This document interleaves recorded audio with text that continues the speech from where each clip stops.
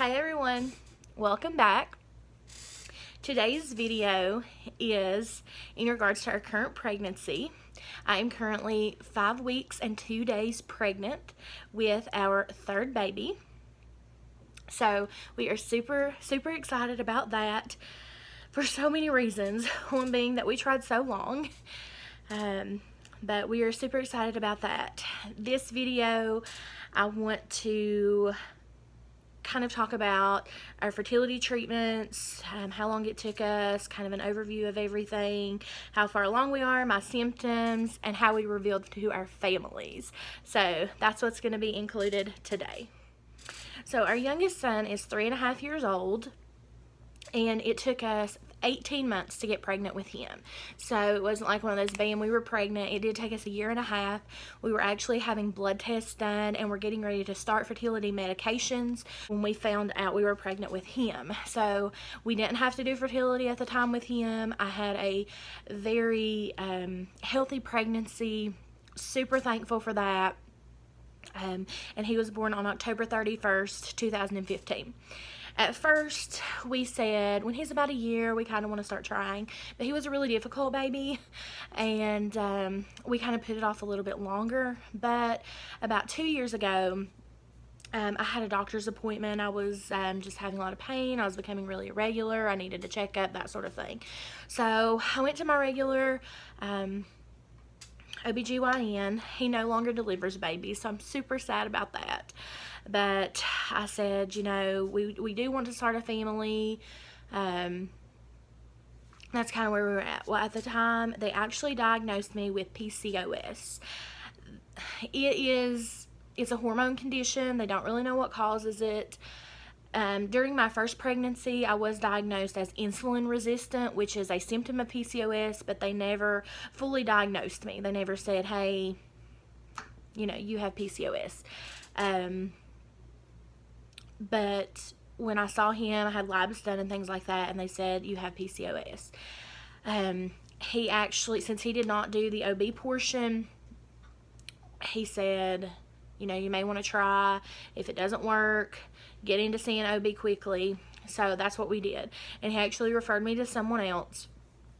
So I made an appointment with her, and I waited a while to make an appointment. I didn't see her until like last year. When we were definitely ready. Nothing had really happened. We were definitely ready to start trying, and we just really wanted another baby.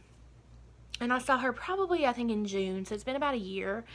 And she said, you know, with your history with PCOS, we would like to go ahead and do 3 rounds of letrozole and go from there. Let you chart and do timed intercourse and go from there. And I said, well, I'm definitely on board for that, but I don't want to do the medicine until we get back from vacation, because I don't want it to have side effects and be hateful and, you know, just not enjoy vacation. She said, that's fine. She said, call me when you're ready. She said, I do want to send you to an ultrasound to make sure everything is healthy, and then we will start the letrozole. So, fair warning, by the way, if you're not comfortable hearing about, you know, ultrasounds and charting and cycles and things like that, you can click off. So, just a little info. But anyway, we went to the beach in August, and then when we got back, I called to make the ultrasound appointment, and they couldn't get me in until January. So I was like, dang. Well, we just kind of, you know, went on until January, had the appointment in January. They called and said, you know, we do see a larger cyst on your ovaries, but nothing like super concerning, so we want to go ahead with the letrozole. So she prescribed 3 months. She said after 3 months, if you are not pregnant, to come back. So we started letrozole. March was our first cycle of letrozole. We did it in March. With no success, no positive ovulation tests. We did it in April with no positive ovulation tests. We thought we got close, but apparently wasn't close enough. And then in May, that was our 3rd round, and I actually added metformin at the time. My previous doctor had put me on that, and that is when I got pregnant with Lucas. It's not a fertility medicine. It helps with insulin resistance from PCOS. So I did decide to take it in conjunction with the third round of letrozole, and we had a very clear positive on cycle day 16. I think it was 16. So we were really, really hopeful. But, and that did result in pregnancy. So that is where we are at now. I am 5 weeks and 2 days. And I do want to say, I do want to talk a little bit about the 2-week wait. If you're familiar with infertility, you know what it is. If you're not, it is the 2 weeks between your ovulation date and your period. So to see if you miss it or not. And the 2-week wait after we got that positive ovulation was just grueling. I mean, I just can't explain it any other way. It's like every day dragged on. It was so slow. It was one of the worst ones that we'd had because I was like 99% sure that I'd ovulated. So then it was just kind of seeing, is it going to work? Is it going to work? And I'm so thankful for my best friend Tiffany. She was there through all of that. I mean, my family was and Brandon was, but it's just different to kind of talk to someone who's been there. And Tiffany, she's also battled with infertility. She's had a lot longer battle than we have ever had. But she was just so helpful and so great to talk to. And she was such a blessing to me. She literally listened to me every day, saw my ovulation tests every day, was asking about pregnancy tests. But I decided to test.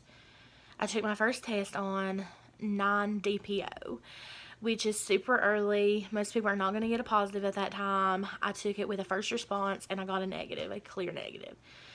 So I was like, okay, well, the next day, I was 10-DPO, and I decided to test that day. And I'd heard of a lot of success stories with first response on 10-DPO.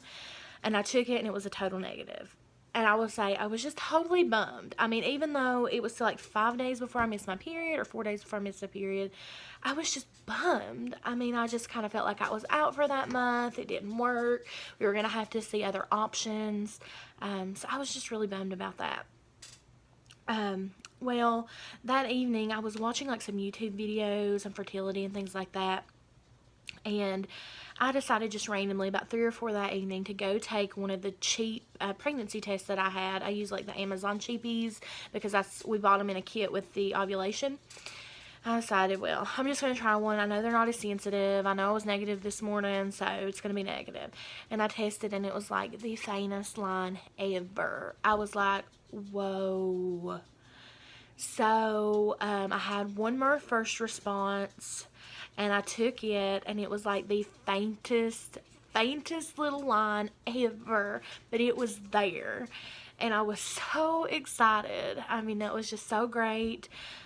We just finished our 3rd round of letrozole. We're in the 2-week wait. I am 10-DPO. I took a first response test yesterday morning, totally negative. A first response test this morning, totally negative.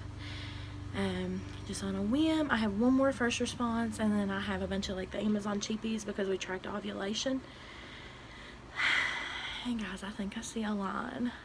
So I took the other first response, and I'm just waiting to see on it. But I don't know if anyone will ever see this, but I'm just excited. Sorry for my look, I'm getting ready to get in the shower. But I just wanted to have this. I'm praying so hard that this is a line. So excited, guys.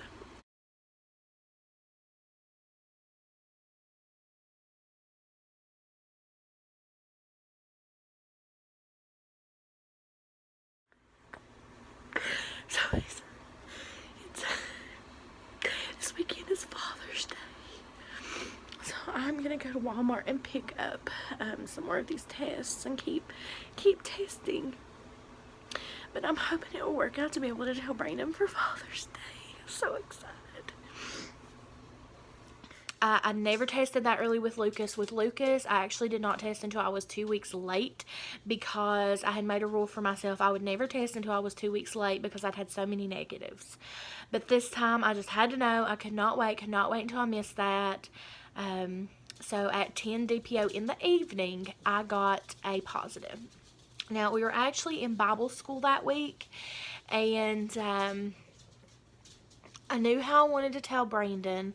I was actually having shirts made for Derek and Lucas that say Big Brother Again and Big Brother Lucas, and I had them made just in hopes that I would be, wasn't sure, but when I found out, I messaged her and I'm like, can I get these before this weekend and everything?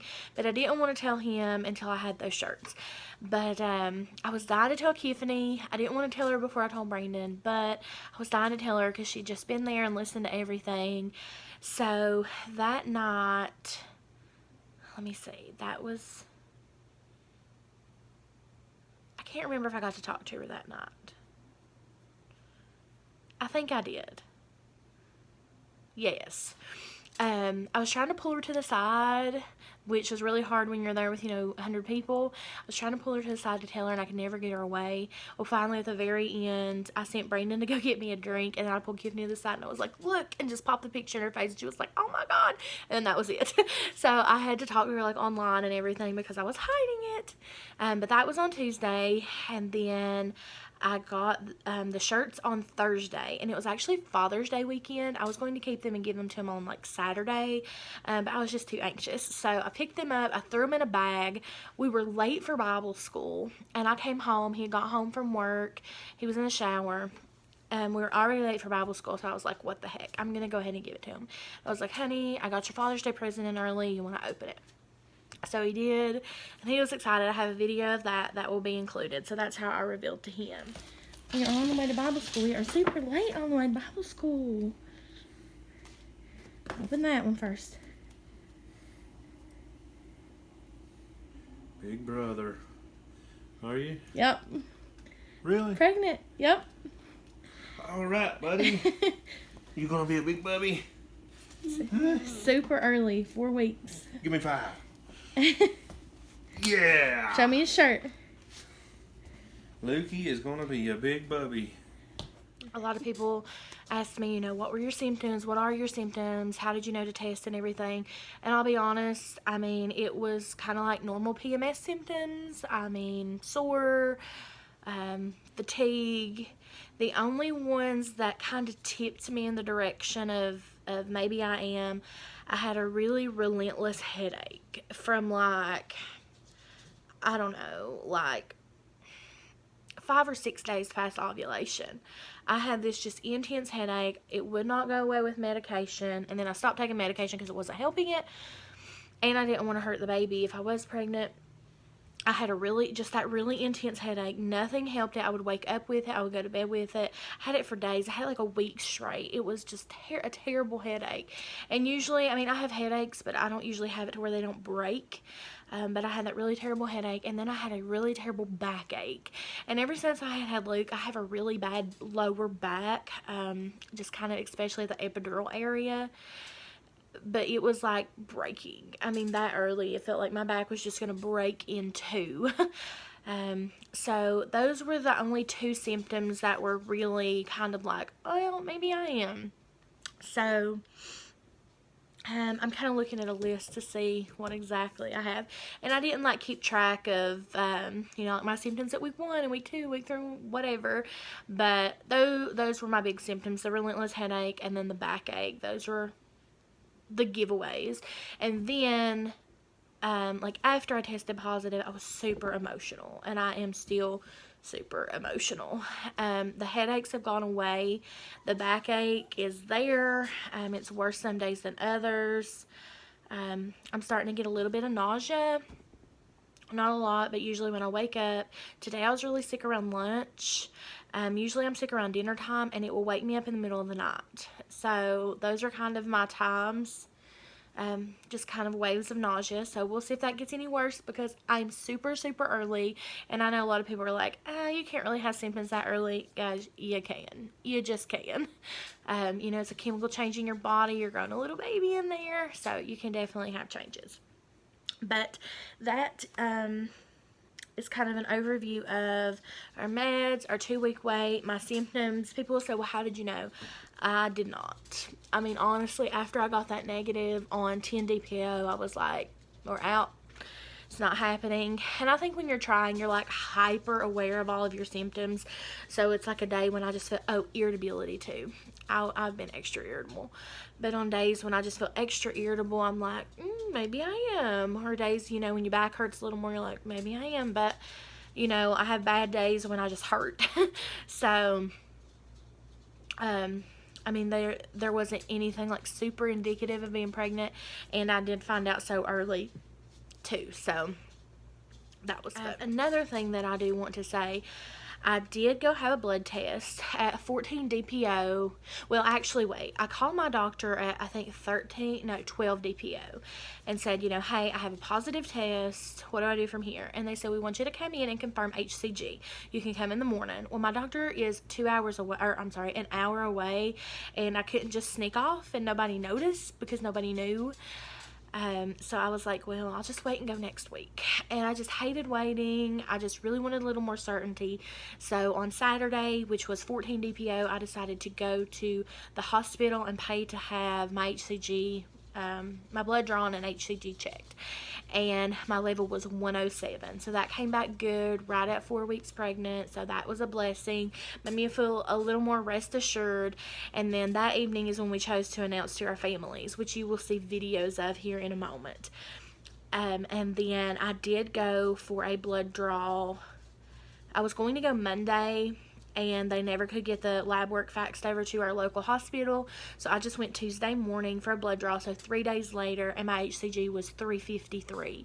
So they were happy with that. I felt like that was in a good range, and then they scheduled me for our first ultrasound in 3 weeks. So those are kind of the tests and labs we've had done so far. I'm so excited about that. Now, how we revealed to our family. So I told Brandon on Thursday, and then we had the boy shirts. You will see pictures and video of that after this. I'm just going to post all of our reveal videos there after this. But Derek has a shirt that says Big Brother. No, yes, Big Brother again. And Luke says Big Brother Lucas. So what we did, we had an adoption dinner for Derek to celebrate his adoption day, which was June 13th at a local restaurant. Well, everybody got there before us and got a table because we'd gone to the movies. And we planned it that way so everyone could get there and get a table, and then we could just walk in. So we walked in, the boys just walked in with their shirts, and it took forever. It was Brandon's mom and dad and our sister-in-law Laura. Sam was on his way, but he was at work. And then Tiffany and Jason and their kids were there, and then Derek and his girlfriend Rose, and then us. And Luke. But the boys just kind of walked around, and Mom, you could see her kind of looking at the shirts, but she didn't really get it. And Derek would even walk over like right in front of Dad and like iron his shirt out and everything, and he still did not get it. And finally we were like, look at their shirts. And so it was funny. They didn't get it as easily as I thought they would, but we used them that way. And then after dinner, I took a picture of them in their shirts, and I sent those photos to family that couldn't be there, and Brandon's sister and my cousin, and I think that was all. And then Sunday was Father's Day. So we went out with my family that evening, and we revealed the same way. We let Lucas wear his shirt. And my mom's reaction was funny because she got it, but we had to say, look at his shirt. And then my dad got it immediately, which I wasn't expecting. So, but those videos will be next. I love watching all those. When we revealed Lucas, we didn't really get videos because I was afraid of like getting caught or them seeing me and like ruining the surprise. We did get pictures, but we didn't get videos. So like I said, hoping to do more videos and vlog throughout this pregnancy as it goes on. Thank you all so much for watching me, and I will see you next time. We're going to look at my let me say your shirt. We are going to surprise Mama and Papa. So they're in the back. Hello. Welcome. Where are you sitting? It don't matter. I'll sit down here. Sit down there. Who is it? Oh.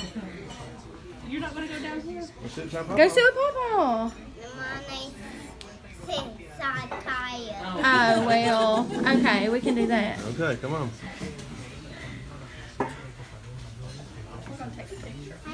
Oh my goodness, I just hit my head. Come sit right here. Here, Ty, you sit right here, and Lucas can come down here. Sit right here. sit right here. Come sit over here. Sit over here in the chair. There's a chair right here. Hi, you want to sit in that chair? He did. He said, I love this movie. I love this movie. Hi, you want to come to mommy?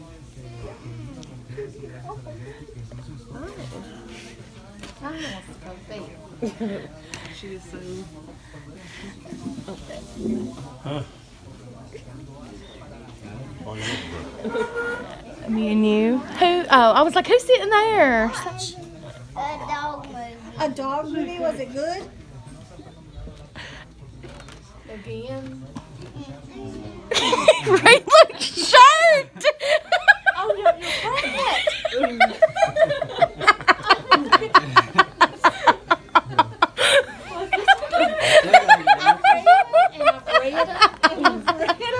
And I just couldn't get it.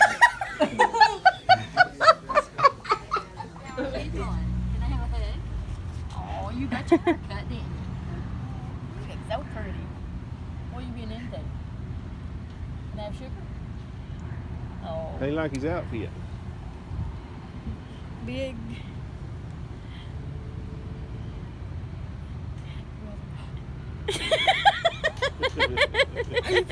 Yes. Oh my goodness. Where's the baby, Luke? Oh my goodness. Oh.